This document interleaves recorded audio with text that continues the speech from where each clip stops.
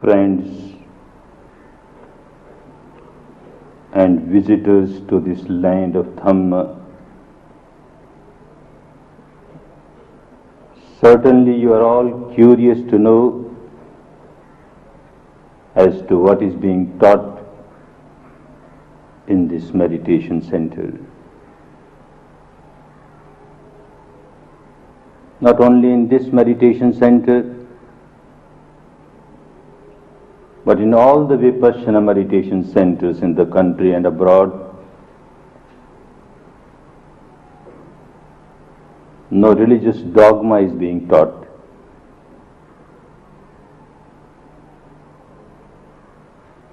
Only a way of life is taught. How to live peacefully, how to live harmoniously within, and how to generate nothing but peace and harmony for others. An art of living, which has nothing to do with any organized religion, nothing to do with any blind belief or dogma, rites or rituals.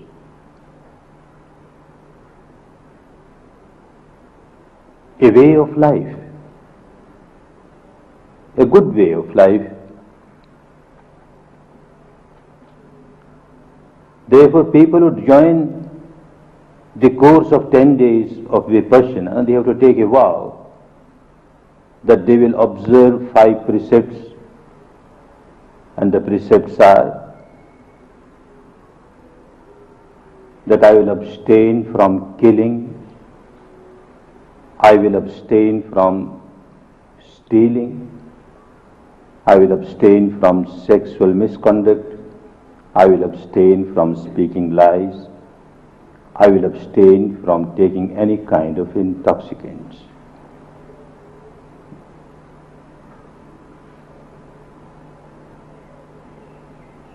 A moral way of life, good for everyone, accepted by every religion, preached by every religion, and yet very difficult to observe. And the main reason why it is difficult to observe is that one has no control over one's mind. A drunkard knows very well that I should not drink. A gambler knows very well that I should not gamble. Similarly, anyone indulged in any kind of misconduct knows very well, this is not good for me, I should not do it. And yet, one cannot abstain from doing that because one has no control over the mind. Therefore, after taking these 5 precepts, the first thing that is taught is how to develop mastery over one's own mind. To develop mastery over the mind, one has to train the mind to get concentrated on one object or the other. And the object that is given here is universal, because the whole path is universal. It is not sectarian. It has nothing to do with any organized religion. Therefore, the object of concentration of the mind is also universal. It is not sectarian. The student is asked to develop the concentration of the mind by observing one's own respiration. Pure respiration, bare respiration, natural respiration, as it comes in, as it goes out. Just keep on observing it. Do nothing. Never try to regulate the breath. Let the nature play its own role. If the breath is deep, you are just aware it is deep. If it is shallow, you are just aware it is shallow. If it is passing through left nostril, you are aware it is passing through the left nostril. If it is passing through the right nostril, you are just aware it is passing through the right nostril. That's all. Just remain aware. Awareness. Awareness of your own respiration as it comes in, as it goes out naturally. Now the object is such which is acceptable to one and all. A Hindu can practice with this object, a Muslim can practice with this object, a Buddhist, a Jain, a Christian, a Jew, makes no difference, anyone. Because the breath is universal. We don't ask people to use certain words, a name of this god or that goddess. We don't want people to imagine the shape or the form of this god or that goddess, then it will become sectarian. But just observing the breath as it is, as it comes in, as it goes out, it makes the object universal. One trains the mind to get concentrated. That means one develops the mastery over one's own mind. But this alone is not sufficient. One may be master of one's own mind and yet may be involved in unwholesome actions, physical as well as oral, and may harm others. The next step, and very important step, is to get the mind purified. If the mind is purified and one has control over the purified mind, then there is no danger of misusing it. A purified mind cannot harm anybody. And the next step to purify the mind is again non-sectarian, it is universal. One is asked to observe one's own mind. One is asked to observe the biochemical reactions in the body because of the mind and mental contents. Say for example, an impurity arises in the mind, and anger as a reason, or hatred as a reason, or ill will, animosity. What starts happening in the body? There is some unpleasant sensation on the body. One is asked to observe that sensation. There might be heat in the whole body. The palpitation might increase. Tension might get built up. Do nothing, just observe it. Just accept the fact that there is anger which has arisen in my mind at this moment, and look, there is heat in my body, or the palpitation has increased, or there is tension, whatever it is. Just observe that and accept the fact that my mind is at present full of this particular negativity. And you will find that you are coming out of it. You have not suppressed it. You have not given it a free license. And then something wrong at the vocal and physical level. You have just observed it. Observing, observing, observing. Layers after layers of this impurity get peeled off. And one comes out of it.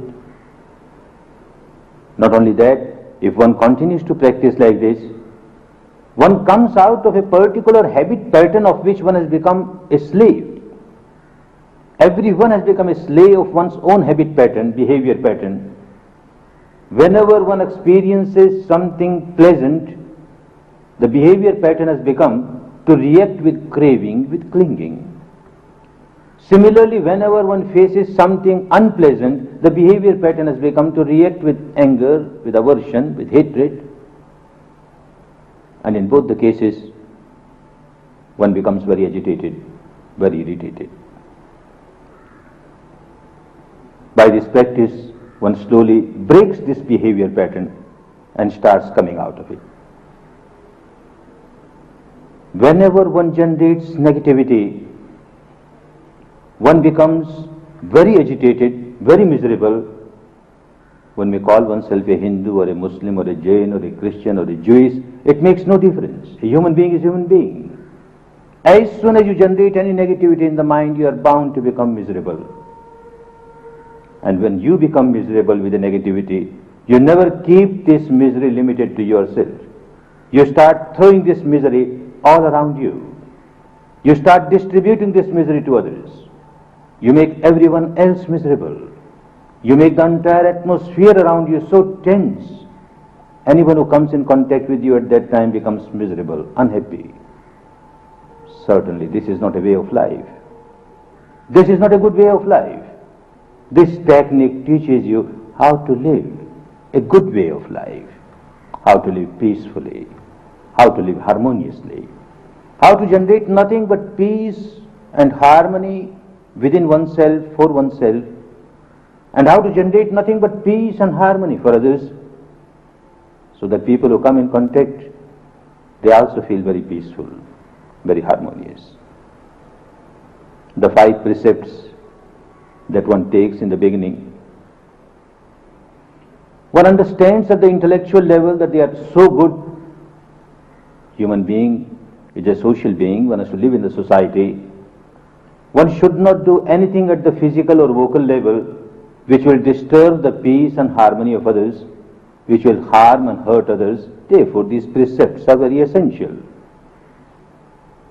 But as one proceeds on this path, it becomes so clear that the sages and saints of the past advised us to live the life of morality,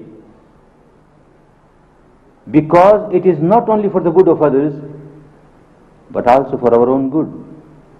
The meditator starts realizing that whenever I perform any unwholesome action at the vocal level or at the physical level, I can't perform it unless I generate some negativity or the other, some impurity or the other in my own mind. If I have to kill somebody, I must generate tremendous amount of anger, hatred, ill will, and then only I can kill somebody. Similarly, for every vice, every unwholesome action of the body or the speech, one has to generate some defilement, some impurity in the mind. And it becomes so clear to a meditator of Vipassana, because Vipassana is nothing but to observe the reality, the truth within oneself from moment to moment. Observing this truth from moment to moment, one starts realizing that whenever I have generated any negativity in my mind, I have become very miserable, very miserable. So whenever I try to harm others, at the physical level or vocal level, I can't harm anybody unless I have first harmed myself. Because I have to generate negativity in my mind to harm others, and when I start negativity in my mind, I become miserable. So I have been generating misery for myself. Now it becomes so clear that when I observe these 5 precepts, I am not obliging anybody. I am obliging myself. I am doing all this for my own good. Real self-interest will become so clear. In my own good, I should not perform any action at the physical level or vocal level which will disturb others. Because as soon as I get involved in anything like this, I start harming myself by generating a negativity and becoming miserable. As one develops in this technique, it becomes so easy to live the life, a good life, a life of morality, because one starts understanding at the actual level, at the experiential level, that living good life is not only for the good of others, but for my good also. More for my good. It will become so clear. The entire path, the 5 precepts, controlling the mind with the aid of the breath, natural breath, purifying the mind by observing the body sensations, by observing the mental contents, is universal. Anybody can do this. That is the reason why not only in this center, but in all the centers around the world, people from different communities, different countries, belonging to different religious groups, they come, meditate, and get the same advantage. No conversion is involved. One does not come here to get converted from one organized religion to another organized religion. This technique has nothing to do to convert people in a particular organized religion, because this technique is not bound by any particular organized religion. It is universal. Although taught by Gautama the Buddha, but his teaching was universal. He was not interested in converting people in any particular sect. He was not interested to establish a sect. Suffering humanity, if they get this wonderful technique, they will come out of their misery. And in the same tradition, people are given this technique so that they come out of their misery. A Hindu may continue to call himself a Hindu for the whole life, a Muslim, a Christian, a Jain, a Buddhist, makes no difference. One becomes a good human being. And the technique, the Dhamma, the universal Dhamma, is to make you a good human being. If one is not a good human being, how can one be a good Hindu, or a good Muslim, or a good Christian, or a good Buddhist, or a good Jain? Good human being. Therefore, no conversion as such is involved. Although conversion is involved, the conversion is that you will get converted from misery to happiness. You will get converted from bondage to liberation. You will get converted from ignorance to enlightenment. Take advantage of this technique. May all of you find time to give a trial to this technique for your own good and for the good of many, for the benefit of many. May you all take advantage of this technique and come out of your misery to enjoy real peace, real harmony, real happiness. May all of you enjoy real peace, real harmony, real happiness, real happiness.